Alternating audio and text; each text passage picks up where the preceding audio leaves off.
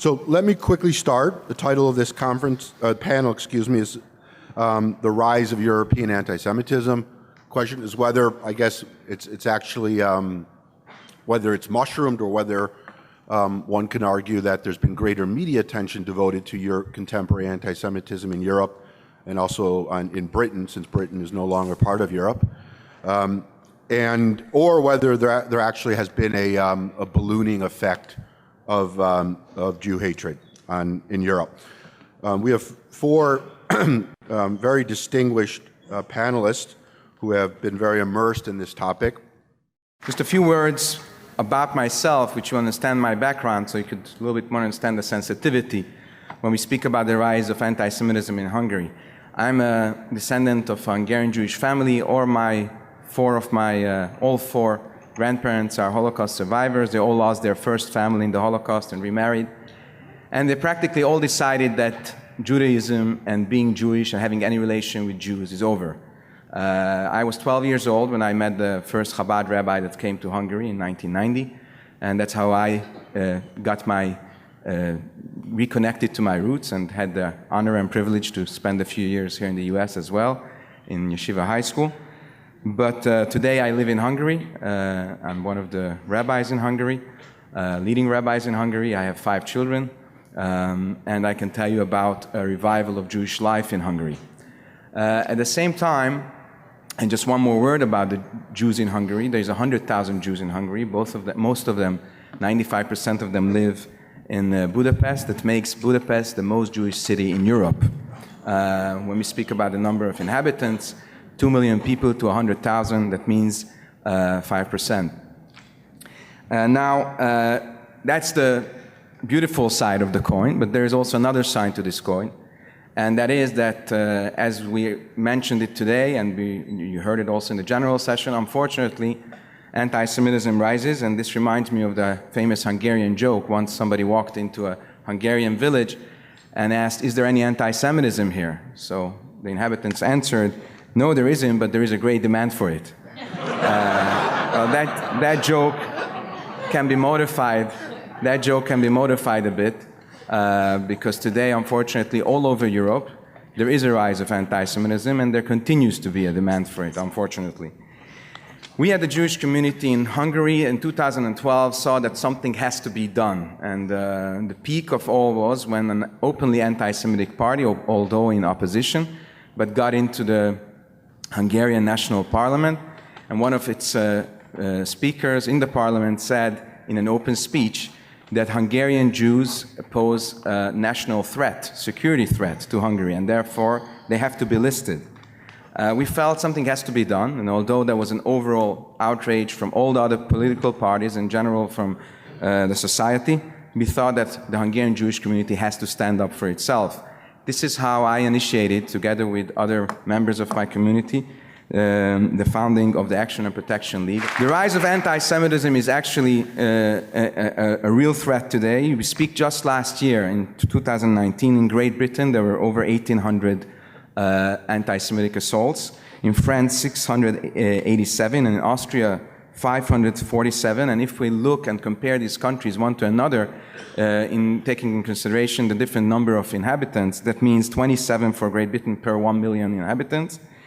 10 for France, 61 for Austria, and Hungary, fortunately enough, we're speaking about 35 assaults, although this is also way too much. This makes 3.5 per 1 million inhabitants. But we have to recognize the problem of anti-Semitism is not always and not only in physical assaults. There is many types of anti-Semitism. It's just like a virus that could have many types of mutations. And what we see that there's different types of anti-Semitisms, and they all pose a danger. Some pose a danger in minds of people, some pose a danger in the security of people.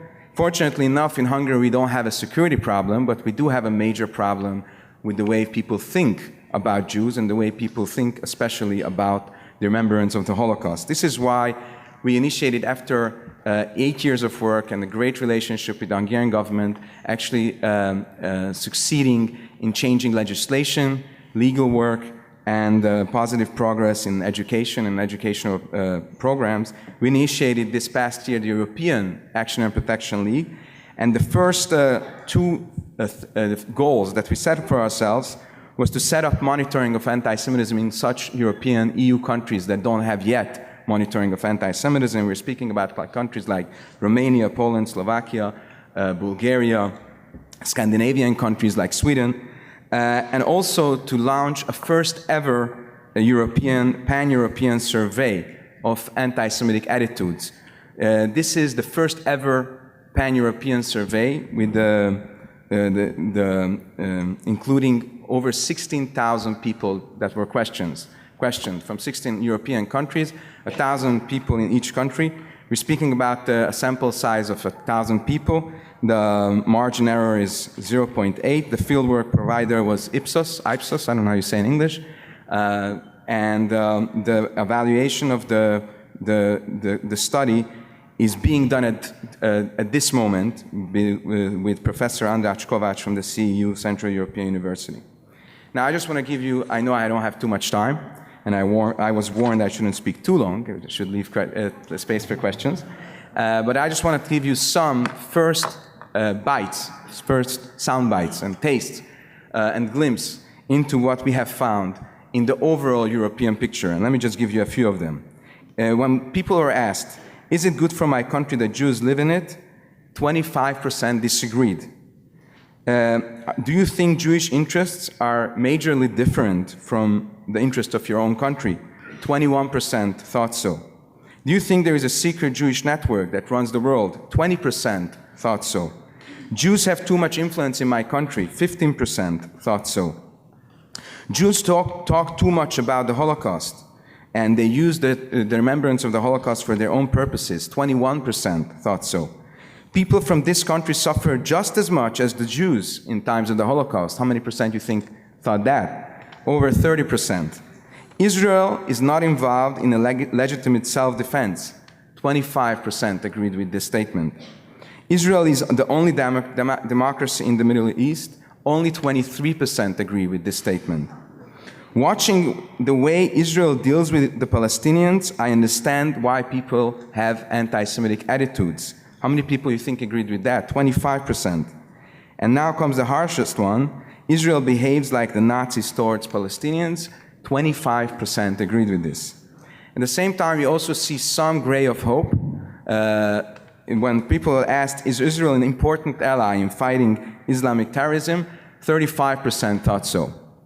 This is, as I said, just the first glimpse, and I think my 3 to 5 minute talk time span was over. I just want to say, when we battle and combat anti-Semitism, we have to look at it, in my point of view, we have to look at it as a war.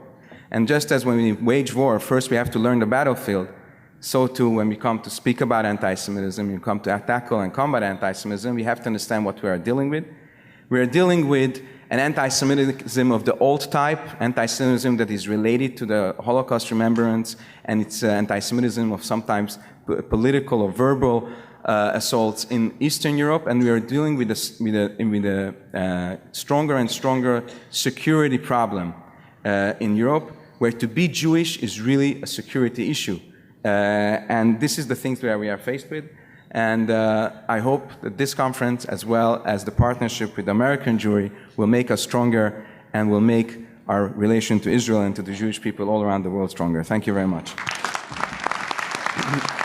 Thank you, Rabbi Kovic. I know folks have a lot of questions. I can sense it already. We're going to have a question and answer period at the end of the panelists' discussion. Good questions are better than good answers, so we want that type of crossfire here. Let me move on to Naomi.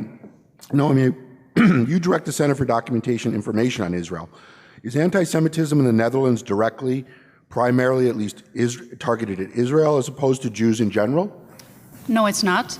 I'll just give you small background information about our organization, because the name is CD, Center Information Documentation Israel, but we have two pillars. One of them is advocacy for Israel, that's where the name comes from. And in the 80s, we started monitoring anti-Semitism in the Netherlands. So that's the other pillar within our organization. Our Jewish community is between 40 and 50,000 people. That's 0.2% of the whole population. 70% of the Jews choose not to show their identity by hiding Jewish symbols. And 90% of the Jews within the Netherlands feel that anti-Semitism is increased, which is true.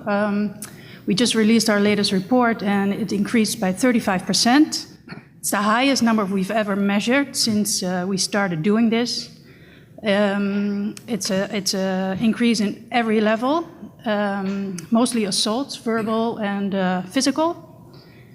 And yes, Israel is one of the issues that comes up, especially we have this BDS demonstration every week in Amsterdam, and that creates a lot of incidents where people try to defend Israel, and it ends up in anti-Semitic incidents. You can see that Israel is used more and more as a stick to slam the Jewish community with, but the old-fashioned anti-Semitism, just to call it like that, has never been gone.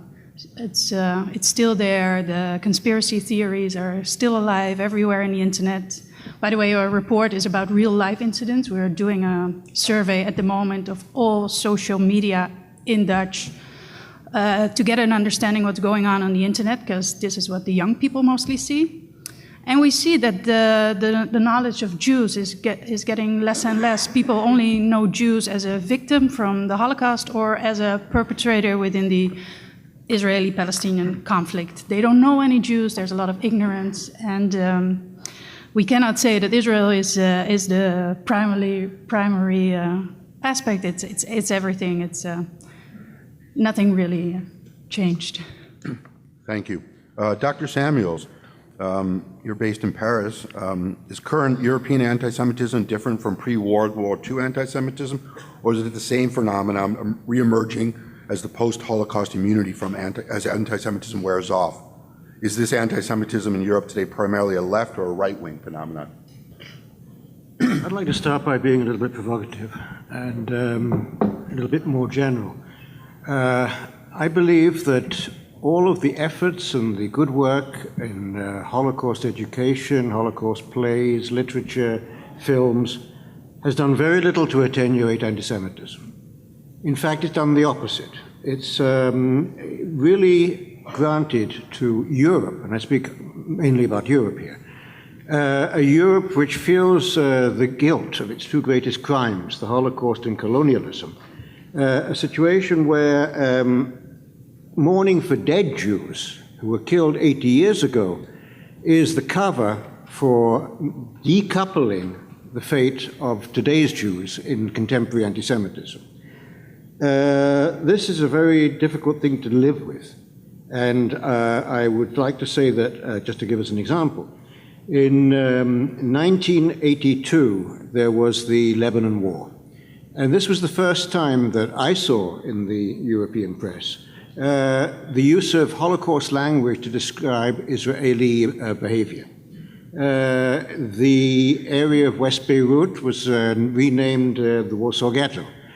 The southern Lebanon was the Sudetenland. Israeli Air Force was Luftwaffe. Even worse, some of you, I'm sure, remember seeing a cartoon, a caricature of a Portuguese who did a very simple thing. He took the photo of the child surrendering in the Warsaw Ghetto in front of the Nazis with their guns. And he put a keffiyeh on the head of the child, and he put a Star of David on each of the Nazis' helmets. And that was a form of role reversal, which was a catharsis for Europe. Because here, in one stroke, they could say that that Jewish child is now the Palestinian child victim. And the German soldiers have become Israeli settlers and the IDF. This is something that gave Europe a sigh of relief. Oh, we weren't so bad. And I think that that's particularly dangerous. In this question, I also see that a certain, the way that the Holocaust has been used.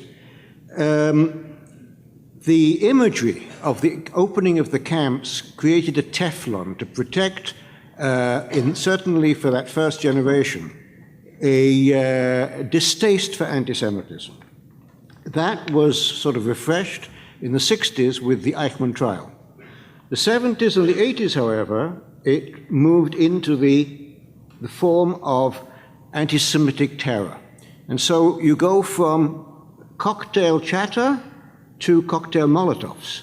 And this is a very serious situation. Now, I was brought up in the UK, and I had a passionate respect for water, the power of water. 35 miles, or perhaps you'll correct me, 30 miles of channel water saved us, I imagine you also, from extermination. The 300,000 Jews who appear in the Wannsee Protocol of Eichmann.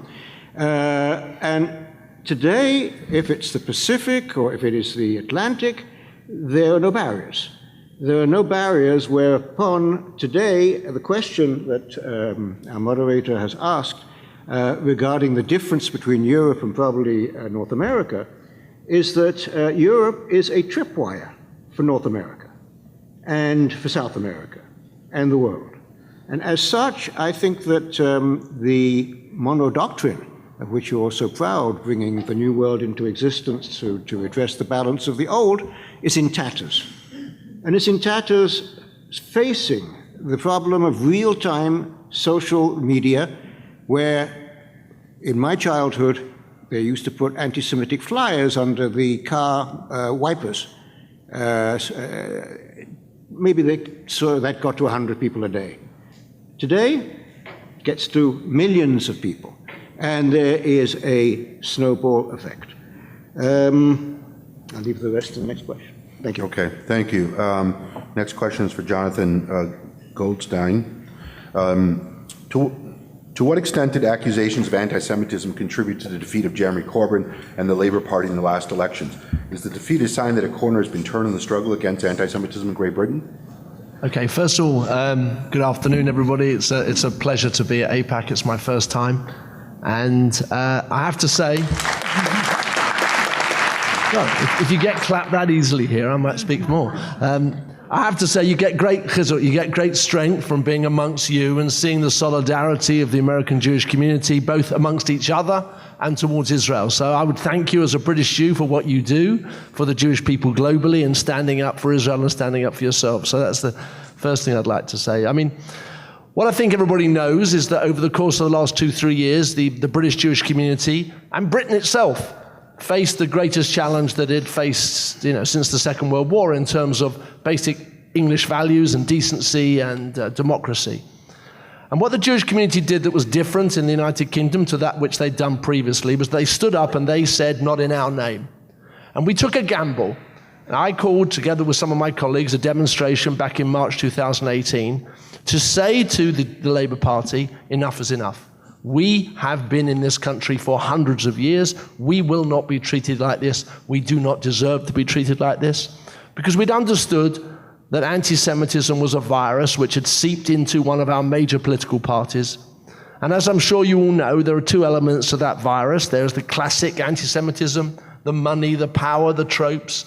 And there's the second part of the anti-Semitism, which is the anti-Zionism. The hatred of Israel, the definition of us as good Jews or bad Jews, depending upon whether we identify with Israel. And we said, not in our name, this is not enough.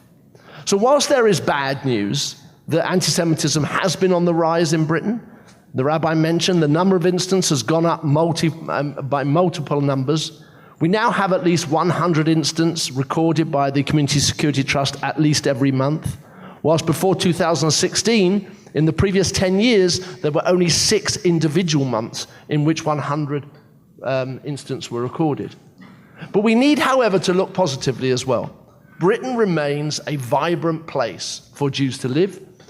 We have almost 300,000 Jews. We live safely, on the whole, within our own communities. We live, wearing, kippot in the street. We daven freely in our shuls. We have had, thank God, no major incident within our community. But we live in a society which, there are challenges, and the growing community that is obviously opposed to the Jewish community continues.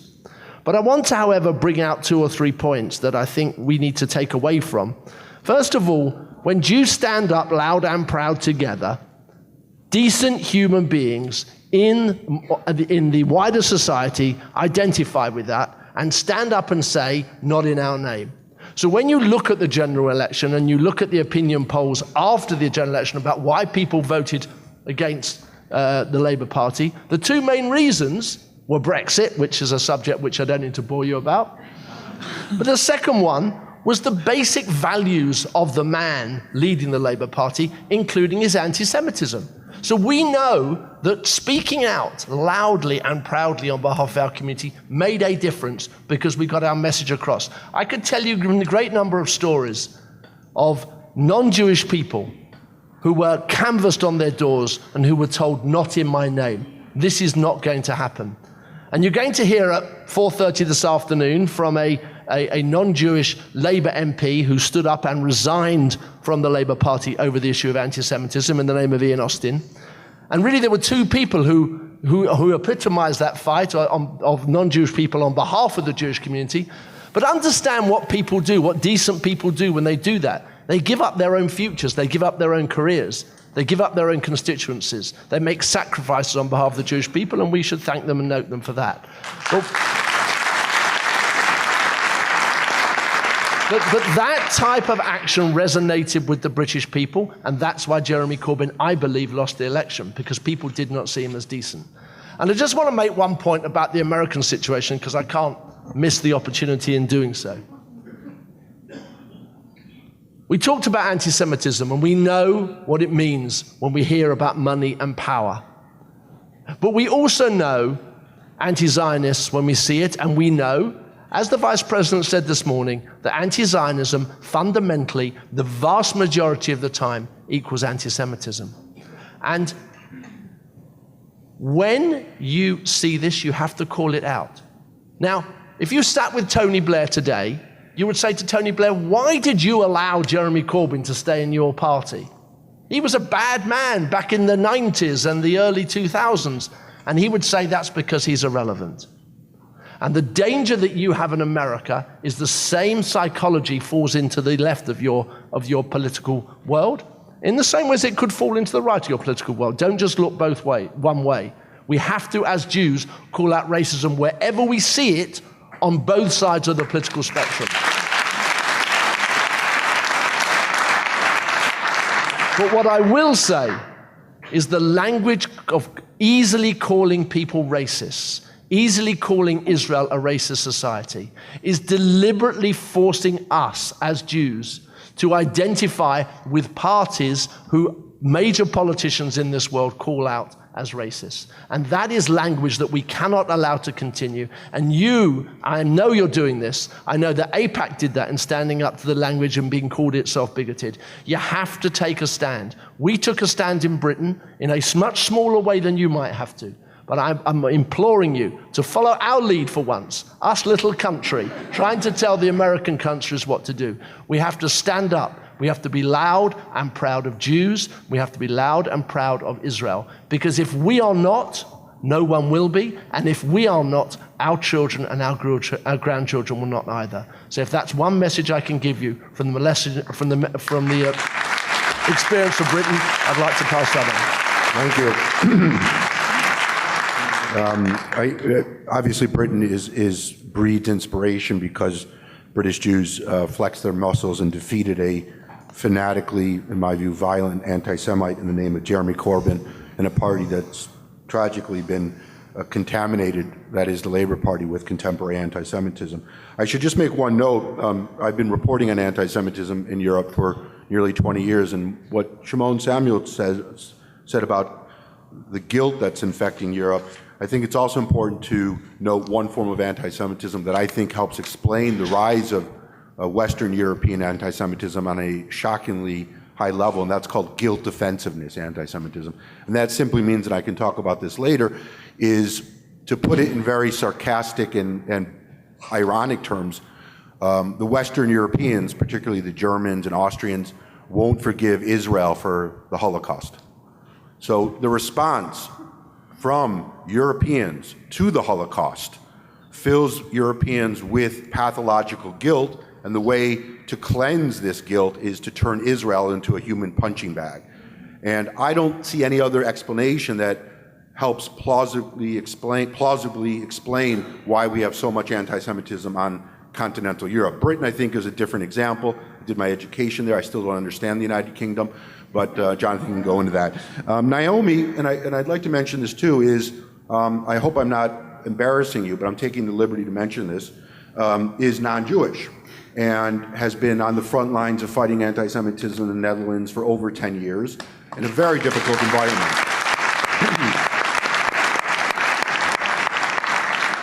Can you quantify, Naomi, the rise of anti-Semitism in your country in terms of an increase in the number of anti-Semitic incidents? Yeah, I just want to respond to the fact that I'm not Jewish, because everybody expects the Jews to combat anti-Semitism, but I don't think it's just a problem for the Jews. It's a problem of the whole society to let this happen. So I think more people should stand up for our society against racism. And as a liberal within my country, you cannot be against Israel if you have a right mind. I mean, there's so much work to do, and it should go further than just the Jewish community, because it's an overall problem of our society at the moment. But to quantify the rise, it's 35% from 2018 to 2019. It's 181 incidents. This is without the internet, because that is a whole new problem that we're dealing with. This is the real life incidents. In the Dutch language, the word Jew nowadays is a swearing word. When you see a cop and he's an agent or he's doing something that you don't like, oh, he's a Jew. When Muslims amongst each other feel that the other one is not religious enough, they call him a Jew. I don't know why. It's actually the word gay is also a swearing word. If you don't like someone, you call them gay or Jew. So it also gives you a view of the negative attitude that there is just around the word Jew. It's a problem in our whole language. The rise in anti-Semitism that we saw was mainly verbally and physical assault. We've had a stabbing incident just on a market, but we like to call them a confused person. We're going to have a ministry of confused persons one day, because it's a whole political thing. There's so much fear to call it an anti-Semitic incident, and this is a political problem. We've had this definition of anti-Semitism, but it's not adapted within the legislation yet. So anti-Semitism is just a form of racism, and most police people don't understand when someone files for a complaint what to do with it. They don't recognize it as a hate crime. And that doesn't help in our reporting either, because lots of people feel that they're misunderstood and they don't report anti-Semitism. So the amount of incidents is only the tip of the iceberg. Dr. Samuels, how would you compare the rise of anti-Semitism in contemporary Europe with anti-Semitism in the rest of the world? Is Europe more or less anti-Semitic than other parts of the world? If I could just answer Naomi on what she just said. There's a story of the Israeli father who is taking his son on a bar mitzvah visit of Europe. And the father says to him before they leave, you know, most of the people that you're going to see, they're not Jewish, they are Gentile. And when they're at the Parthenon in Athens, the child says, about these people Jewish? He says, no, as I told you, they are Gentile. Same question at the Colosseum in Rome. By the time they got to Paris, at the Eiffel Tower, the kid turned to its father and said, you know something, I think I understand. I'm so sorry for all of these Gentiles. They dispersed all over the world. And when speaking to an evangelical group, they looked at me sort of, what am I saying? And I said, because we want you to be dispersed all over the world. You are our army. Anyhow. So I think I should say a few words about France. I opened the office there in 1980. My welcome was on the eve of Sukkot. I was visiting a well-known journalist, Tamar Golan. She had an Israeli visitor, Aliza Shagrir, for the weekend. She was married to a well-known filmmaker in Israel, and she asked, do you need anything for dinner? The hostess said, yes, maybe a few dates. Go downstairs with Shimon. Around the corner, there's a grocery shop. We went, and she turned the corner. I continued walking ahead. I didn't hear the bomb. I felt the bomb. And this was the Copernic Synagogue. And there she lost her life. The following morning, the Prime Minister of France, Raymond Barre, said that a bomb set for Jews killed 4 innocent Frenchmen. Indeed, one was a Chinese waiter at the restaurant opposite, another one was a Portuguese delivery boy, the third was a Liso, and the fourth was an innocent Frenchman. I just want to stress that point of view of what happened.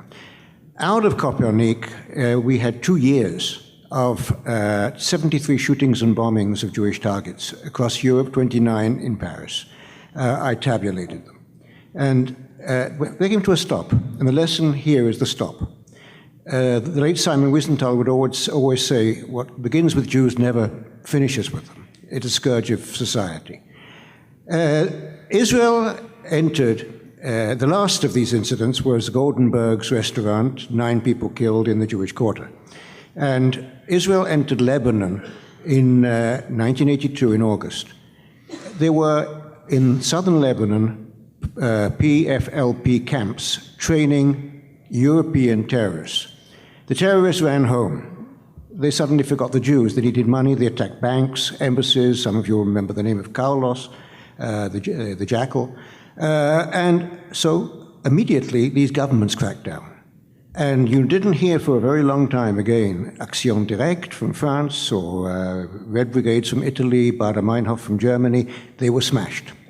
And this was a lesson because anti-Semitism, which was also terrorism, at that time was Middle East killers brought in, they were professionals, with the help of local extreme left organizations. That is over. If I had more time, I would talk about what happened in 2000 with the Intifada, with a new generation. And that new generation were young, native-born Muslims who were radicalized in the mosque, in the school, online. And they brought with them a game, not cowboys and Indians, but Palestinians and Israelis. They played the Palestinians. Their unfortunate Jewish neighbors were the Israelis. And this was a new type of anti-Semitism, which I don't think you find in most of the countries of Europe. You do have in other countries the lone wolf, mostly from the extreme right, but also extreme left. And that is a different story. Thank you. I'm going to take the liberty to conflate some questions because we're running out of time. For Jonathan Goldstein, what does the Corbyn Labour experience teach us about anti-Semitism's presence along the political spectrum in the UK? To what extent is Israel, as opposed to British Jewry, the main target of UK anti-Semites today? I think the answer depends upon how you wish to look at it. For me, an anti-Semite is an anti-Semite. And for me, there are anti-Semites who just use the mutation of the virus as anti-Zionism as an excuse to hate Jews. So I think that those people who do not recognize that the hatred of the nation state of the Jewish people is anti-Semitism, is as bad as the anti-Semites who wish to hate Jews because they define ourselves as having too much power, too much money, or too much control. So I think that we need to really focus on the way in which the world is now attacking Jews.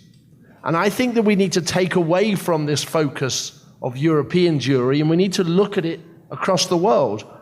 And we need to say that since 1945, the Jewish world is now under more threat than it has been, period. And that applies to America as well.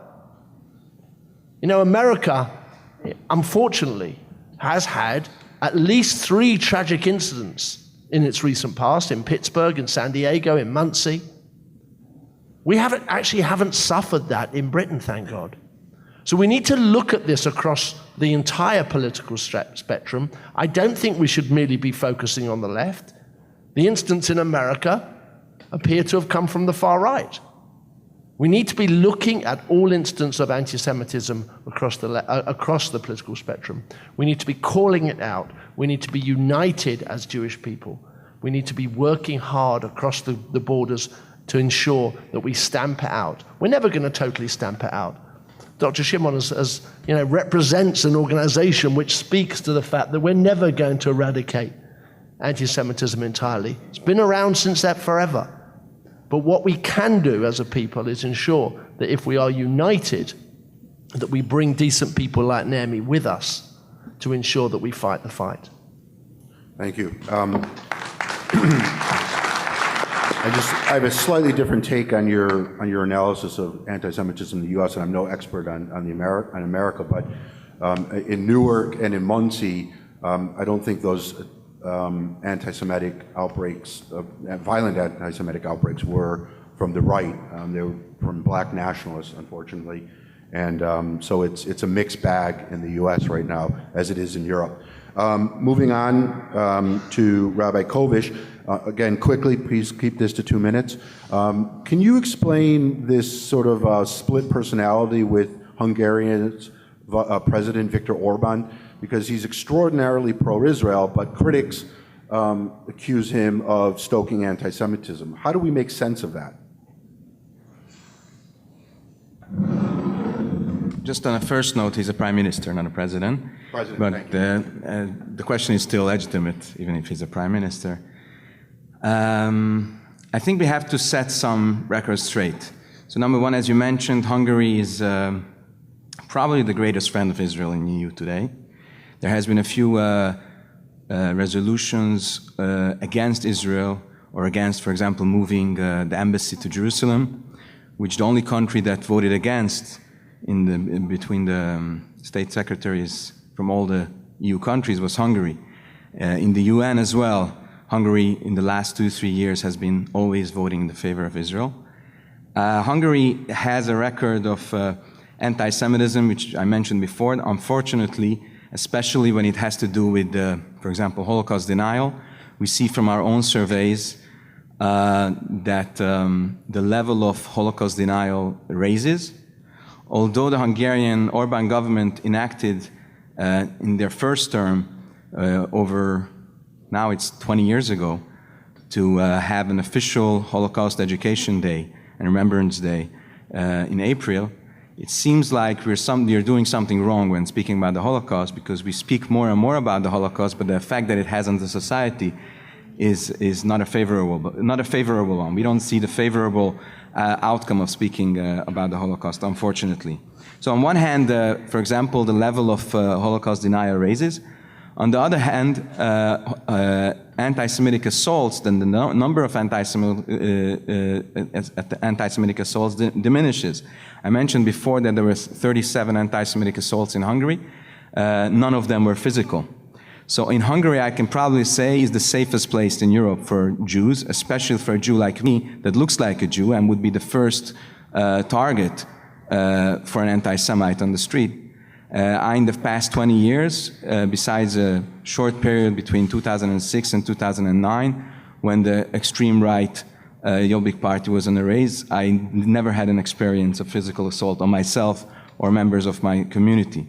At the same time, Hungary has become, in the last 10 years, part of a larger political controversy between the so-called liberal, illiberal democracies. And, these things have not all the time have to do with anti-Semitism. It has to do with questions of national identity, questions of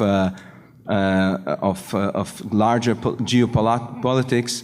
And I think the same question that you guys have in the US regarding with your own president, and the same contradictory situation and questionable so-called situation we have in Hungary.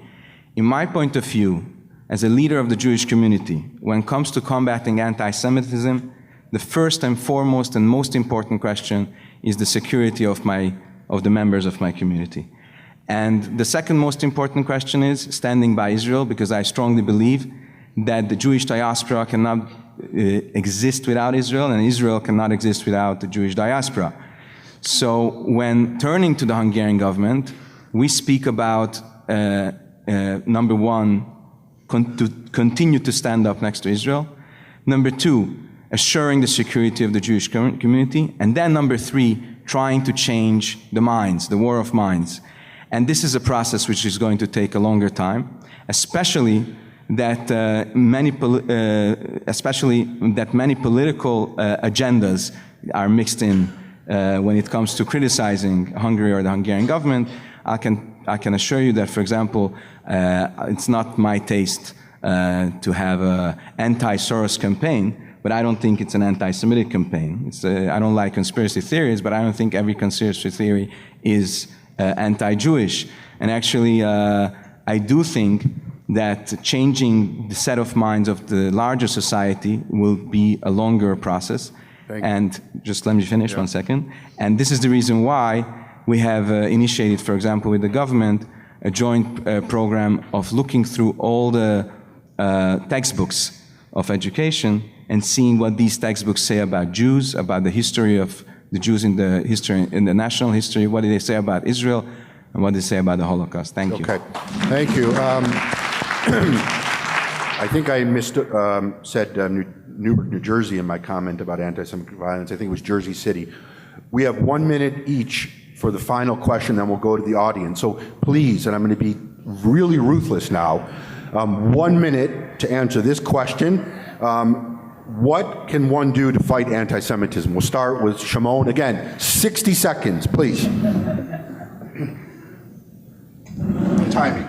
I think we have to, I would like to call it best practices. I think we fail very often to have a sort of Jewish unity. And certainly in Europe, I think that's necessary. And if we were to put together the best practices showing where we have in fact failed, I like to put it on a level where, for example, we had in our program last year 107 interventions. 37 of them changed the situation around and were successful. That was about a 34% success thing. And I think that if we were to use some type of gauge where we have limited resources, it would be a wonderful way to track anti-Semitism and try to stop it in its path. Thank you, Shimon. Naomi? Unfortunately, I'm afraid it will never be gone. But, and I wish I knew the answer. Even though I just heard education won't help, I still think we have to educate people, not necessarily about the Holocaust, but who are Jews, what are their positive contributions to society. They've been here forever, just normal people. Try to create a better image somehow. Thanks. Jonathan? If we accept that the greatest rise in anti-Semitism is from anti-Zionism, we have to start with our own house and get our own house in order. What we first have to do is we have to educate our own children, our own young adults, so they can fight the fight, so they have the love for Israel, they have the love of Zionism, they can represent all of us, because unless we start with our own, unless we have solidarity amongst the Jewish people, recognizing the gift that Israel has given to the Jewish people over the course of the last 70-odd years, we will lose that fight. We have to start with our own house. Thank you. We'll start the question-answer period from the audience, if you want to line up behind the mics. This is a question for everyone. And how can we ever eradicate European anti-Semitism if we don't confront 1,000 years of Christian Jew hatred? First of all, I don't think there should have been a Brexit. So that's 300 years. I did say that I wasn't going to talk about Brexit, didn't I? Well, I can. Okay. I don't live in Britain. I think we're all tired of it in Britain. I think that it's asking a bit much when, for example, the Catholic Church today, for example, in Britain or in France, is open to Jews. There are some churches, of course, which are showing anti-Zionist behavior. I was at a meeting where there was a discussion, a theological discussion on the racist nature of promised land and chosen people. And one of the churches there, the Scottish Church, came out with the land is promised to all and we all chosen peoples. So I think going back 1,000 years is very much too much of a demand. There's been so many changes backwards and forwards. Now, for example, the opening of the archives of Pope Pius XII, which is going to, I think, reveal some long-held secrets, will have an impact on interfaith relationship. I don't do a lot of interfaith work. We have people in our organization who do. I don't want to tiptoe through the tulips. But on the other hand, it is vitally important. And if we take from the Talmud the expression that I used when I was in Kurdistan, and explaining to Kurds why I was in Kurdistan, and that is, if I am not for myself, who am I? And if I am only for myself, what am I? If not now, when? In my travels through Europe, and I do it a lot, I think the enemy is in the midst. I've tracked it for the last 20 years. The decline of Europe is happening, and the enemy is the Muslim in their midst. And I feel like there's a reverberation of hate. They can't hate the Muslim, so they've hated the Jew. And I feel that so strongly. I don't know how to combat that, but I feel that's a huge So your question is how to combat Muslim-animated I would like them sentiment? to comment. No one has said that, and I'm curious what they think. Okay, on a similar vein, how would you quantify how much anti-Semitism is coming from the Muslim community in Europe versus the traditional European community? In Britain, the Labour Party was not anti-Semitic because it needed to win the Muslim vote. It won the Muslim vote anyway. They were anti-Semitic because they were anti-Semitic. There's actually very little evidence that any hostile acts towards the Jewish community as a community. There have been wider issues, of course. There are wider issues of attacks on society, be it in London Bridge or Westminster, from radical Islam. But there is no instance, there are not many instances actually of the Muslim community standing up and taking on the Jewish community head to head. So I think there is an issue in Britain. In Britain, there are 3 million Muslims today against a Jewish community of 300,000. So clearly, there is a rising Muslim community, and that is a challenge to wider British society, let alone to the Jewish community. But actually, the bigger challenge for British society is from radical Islam with attacks against the wider British society than it is against the Jewish community in itself. The Nazis based their anti-Jewish sentiments and hatred on race. They viewed that there was an Aryan race, there were Slavic races, and there were the Jews. And the Jews were the lowest of the low. And why? How much of the current anti-Semitism that you're seeing in Europe do you think is based on race, the Jewish race? So the defining moment that led us to take to the streets was the discovery of a mural. If none of you have seen it, put in your Google browser, Jeremy Corbyn mural. What you see is rich-looking Jewish businessmen playing chess on a chessboard on the backs of the poor. It could have been an image which came out of Der Stürmer or any other Nazi publication from the 30s. He indicated he thought it was a fair expression of free speech and it should be allowed to continue.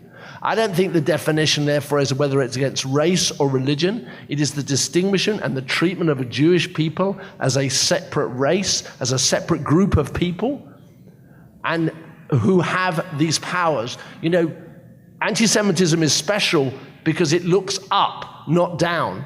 General racism, most people treat people in a derogatory fashion. They're nervous about us being at the top of the ladder and therefore controlling them in a way, which is why anti-Semitism is a special form of racism in the way it is. I know we had a question about 1,000 years of Christian European history and Jew hatred, but I was curious, in Europe, how much are you facing the issue that we've just faced in the last couple of weeks in the United States, where Bernie Sanders has exhibited some horrid Jew hatred? Sorry?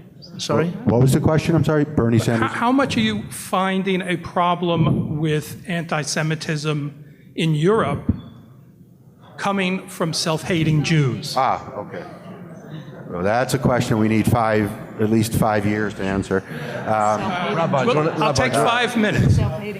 As part of the Corbyn process, they formed a group of the JVL, the Jewish Voice for Labour, which comprised probably no more than 24 Jewish people who he could use as a cloak of support for what he was doing. When I met with him on the 24th of April 2018, there had been at the demonstration, there had been a counter-demonstration, of course, by the JVL. And I said to him, my parents, who were approaching the age of 80, were barracked by your people when they approached the demonstration. Why don't you stop them? And he smiled and looked at me and said, they don't speak for me. And the truth is, the self-hating Jews, these people who identify with those who the vast, vast majority know are a danger, are a great, great risk to the Jewish people. I'm not equating that with what's happened in America over the last 2 weeks, as I'm not an expert, but I can tell you, in Britain, it was a serious issue. I wanted to ask the rabbi, on your survey, you gave percentages. Who were you surveying and how many people were in that survey? So regarding the survey was taken between December of 2019 and January of 2020. The methodology of the fieldwork was face-to-face questionnaire. We asked, as I mentioned, approximately 1,000 people per country. Everybody was asked in this face-to-face methodology approximately, I think, if I remember correctly, 45 questions. These questions were covering three major topics: the typical anti-Semitic attitudes, Jew hatred. The second topic was the Holocaust, and the third topic was the relation to Israel. All questions had cognitive as well as emotional types of anti-Semitism embedded in them. The questions were asked to people between the ages of 18 and 75. All surveys were based on national samples representing the adult population. As I mentioned before, the margin of error was 0.8. The countries that were questioned is Austria, Belgium, Czech Republic, France, Germany, Greece, Hungary, Italy, Latvia, Netherlands, Poland, Romania, Slovakia, Spain, Sweden, and the United Kingdom. Regarding the question of self-hating Jews, that's actually, if I remember correctly, either a quote from Mishlei or from the Talmud, your destroyers and the ones that devout you come from yourself. And this relates to the question which I didn't get a chance to answer just in 60 seconds, what we can do against anti-Semitism. I would weigh in on what all the other panelists said, as well as Jonathan, that if you want to fight anti-Semitism, it's also a mental war in ourselves, a mental fight in ourselves. We shouldn't be afraid.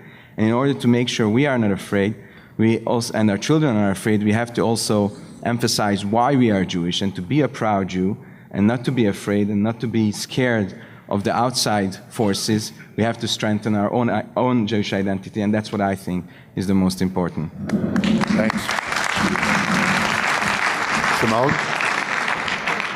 We try to set up a program to study self-hating Jews and also to come up with a definition, like there is of anti-Semitism with IRA, a definition of a self-hater. We could only do this by looking at self-hate among others, among women, among gays, and among African Americans. They were willing to participate. When it came to self-hating Jews, or suicidal Jews if you prefer, lemming Jews, it was considered to be a taboo, and we didn't get anywhere with it. I'd like also just to finish with Jonathan mentioned De Sterme. Two Jews sitting in the Berlin Park in 1936. One is reading the Jüdische Allgemeine, the other one is reading the Sterme. The one reading the Allgemeine turned to the other and said to him, "What are you doing? I mean, that stuff, really, that you're reading." And the one reading the Sterme said, "Look, if I read the Allgemeine, I see how terrible things are. If I read the Sterme, I see that we're so powerful, we own all the banks, etc." So if I can just give a point of information, we are releasing within the next hour an important document. We found this document in Buenos Aires.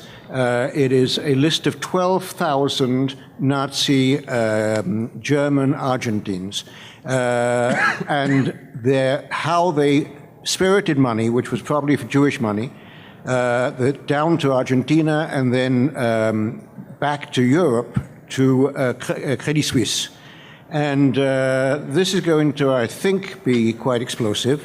If anybody is interested in following that, please visit our website at wiesenthal.com, and we hope that this is going to perhaps be useful to raise a bit of money for the diminishing number of Holocaust survivors. Thank you. Thank you. I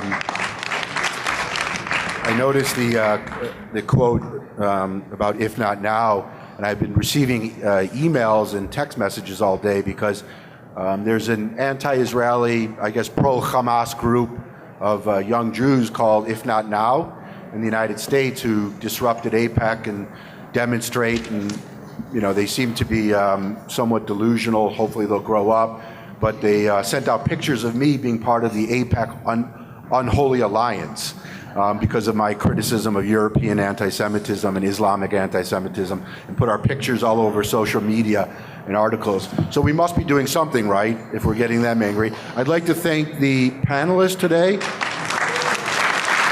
And I'd like to thank everybody who attended this panel. I know it sounds clinically depressing when you saw the title, but as Jonathan pointed out, you can turn negatives into positives, and then we saw that in Great Britain. Thank you, and enjoy the rest of the conference.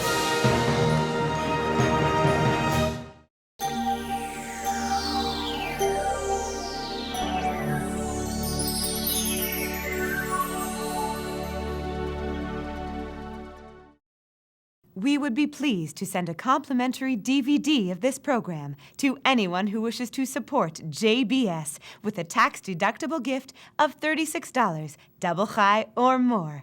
Simply visit the JBS website at jbstv.org and click on the Donate button to make a donation by PayPal or your credit card. And please indicate the program for which you would like a DVD. Or you can send your tax-deductible check to JBS, P.O. Box 180, Riverdale Station, Bronx, New York, 10471. And again, please remember to indicate which program you would like to receive with our compliments.